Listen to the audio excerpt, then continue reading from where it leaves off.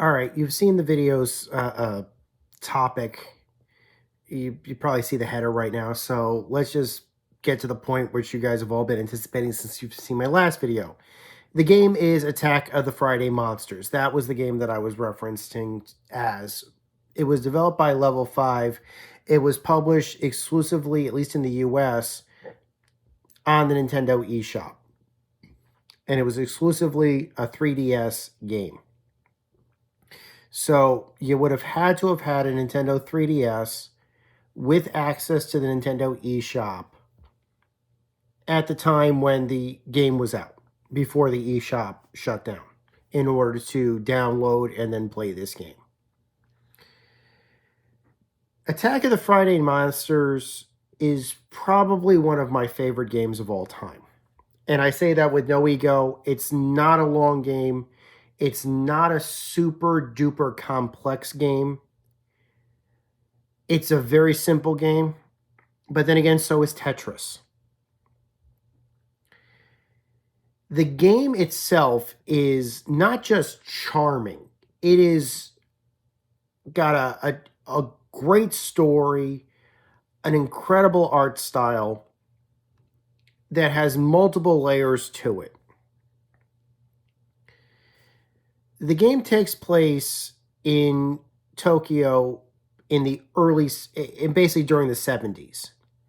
And for anybody who's seen the pictures, and I've seen the pictures, obviously I didn't live at this time, and I didn't live in that area at that time, but the art style of the village that you can walk around in and you play around in, because you're a child, you play as a child, it just drips with just incredible authenticity, sincerity of what Japan looked like at that time if you were living in a small community.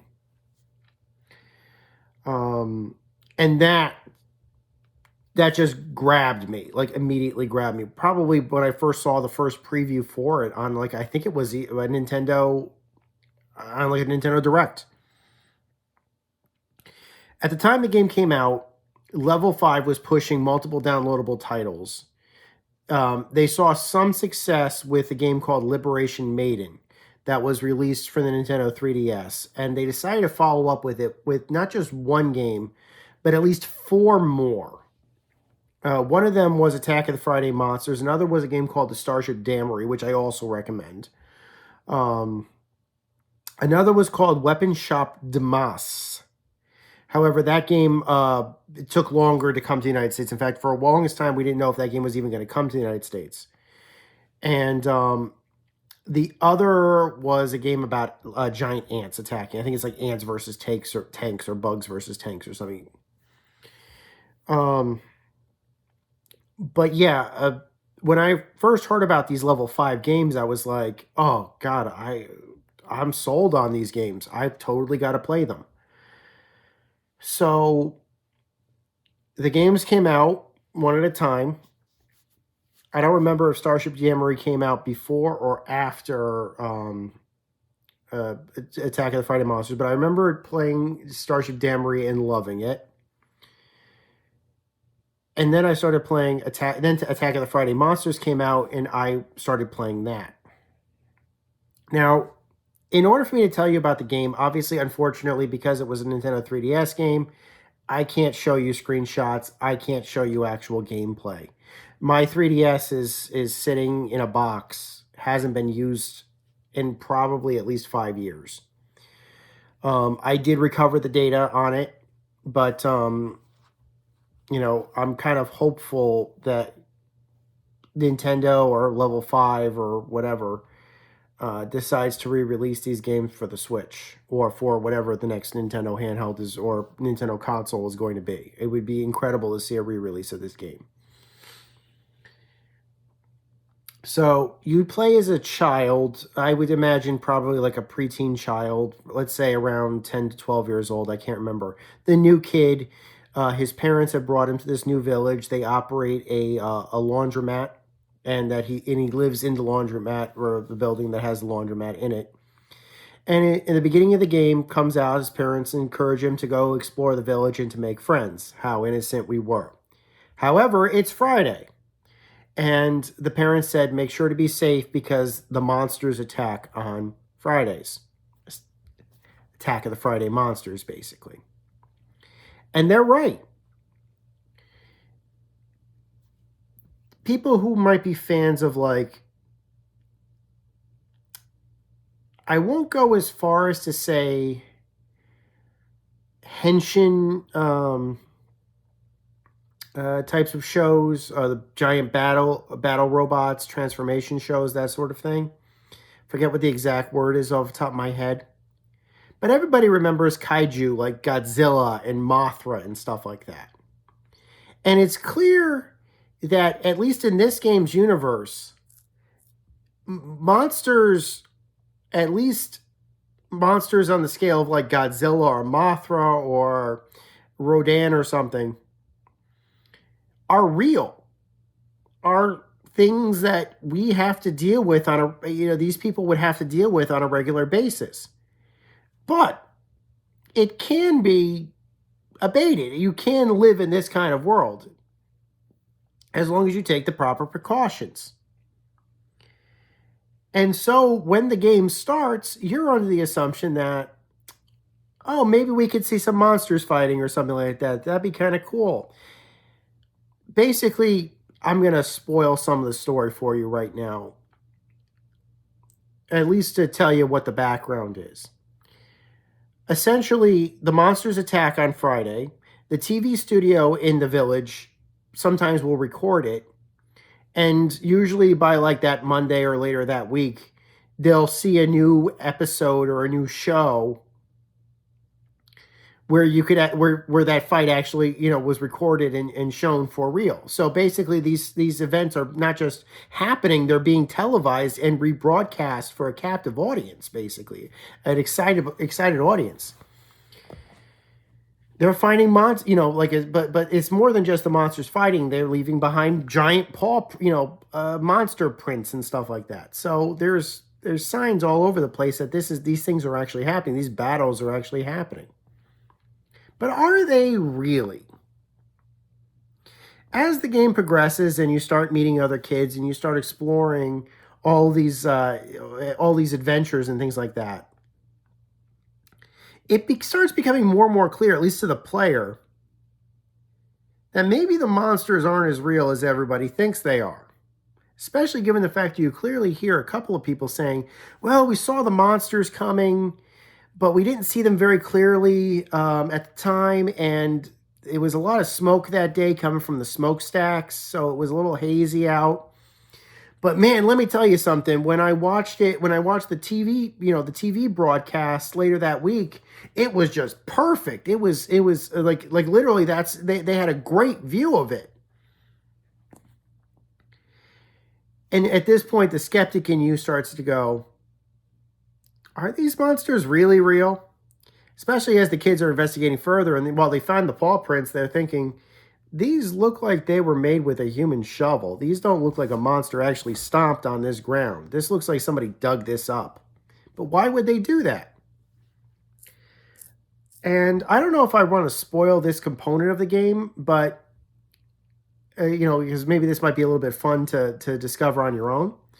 But essentially in the story, it turns out that the monsters are in fact not real. It's special effects. The TV broadcasting channel used a combination of like projected lights, projectors, remote-controlled helicopters, remote-controlled planes and stuff like that, combined with perspective and projections to basically produce their show every week.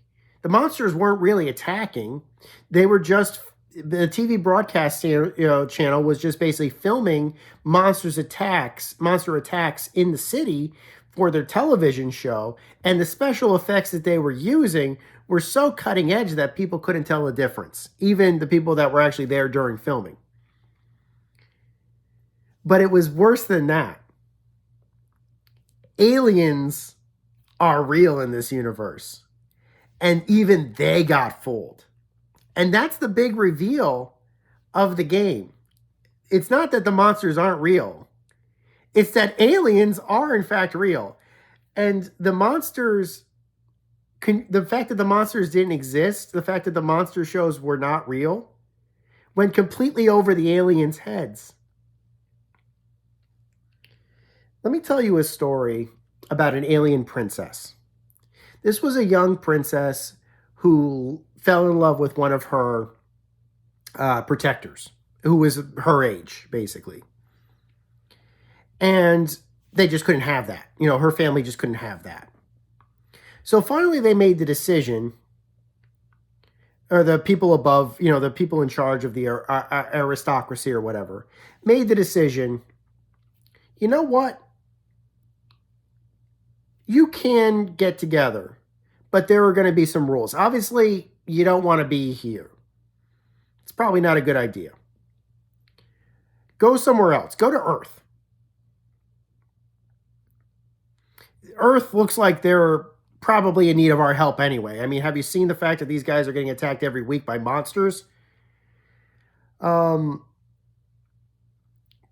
Let's see. Take the princess and go there. But they said, you can't just go there.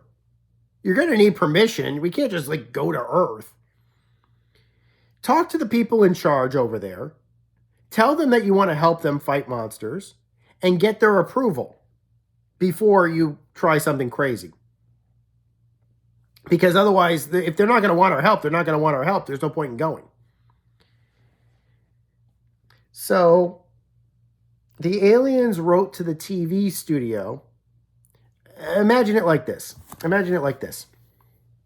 Imagine that you're an adult and you want to go to Earth. Let's say you're an alien adult and you want to go to Earth because you're watching episodes of Power Rangers that are being broadcast and they're ending up on your planet's satellite dishes or whatever. And you don't know that it's fake. And so you're like, well, these Earthlings clearly need our help fighting these monsters that are attacking them. I mean, they've got some protectors. It looks like they got these Power Ranger guys that are helping out. I could go over there, but I wouldn't just want to just level the planet or something like that with my giant footsteps. Let me, you know, or my spacecraft or something.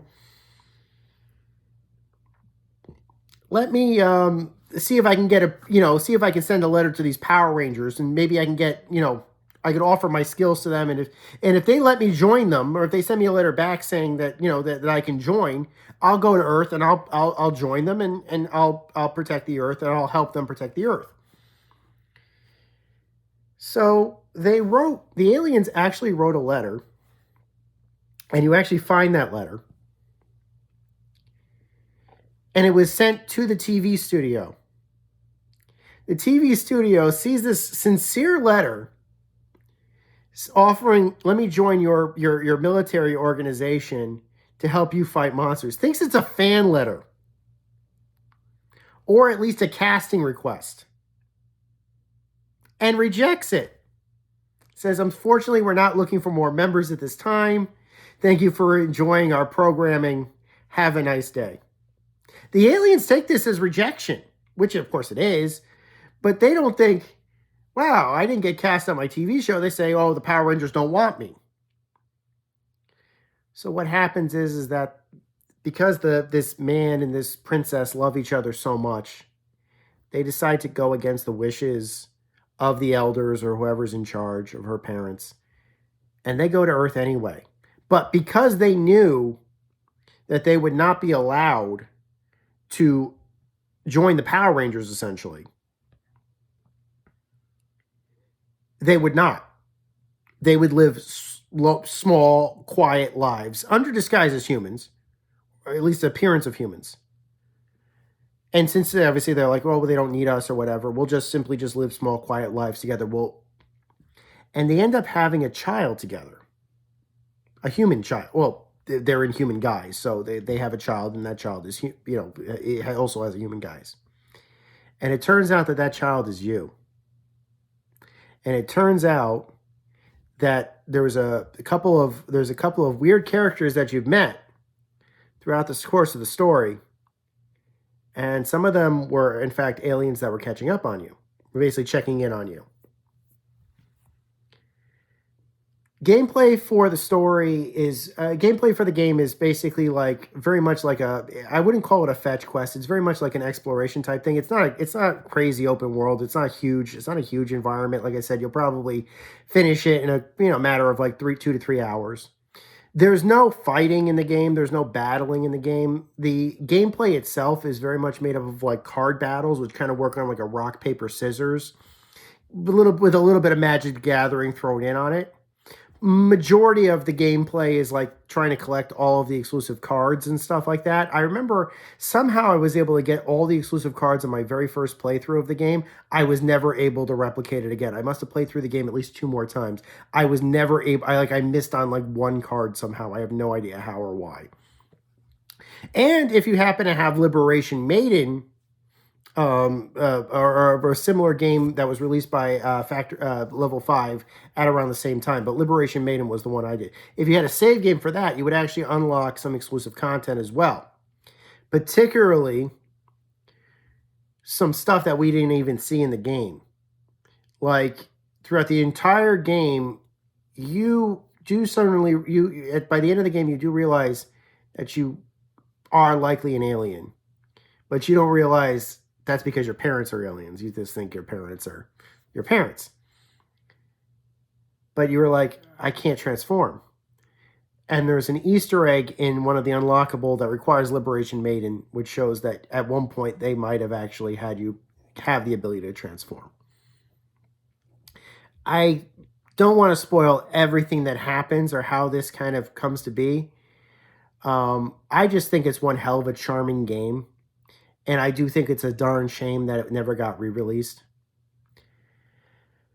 If anybody else online has played it or watched a Let's Play of it, I was really curious what your thoughts on it were. As somebody that was just at the time starting to become very interested in Japan, this game was just eye-opening. So until next time, guys, I hope you guys enjoyed this little look down memory lane. Until next time, my name is Maniac with GameAccess.net. Take care. Over and out.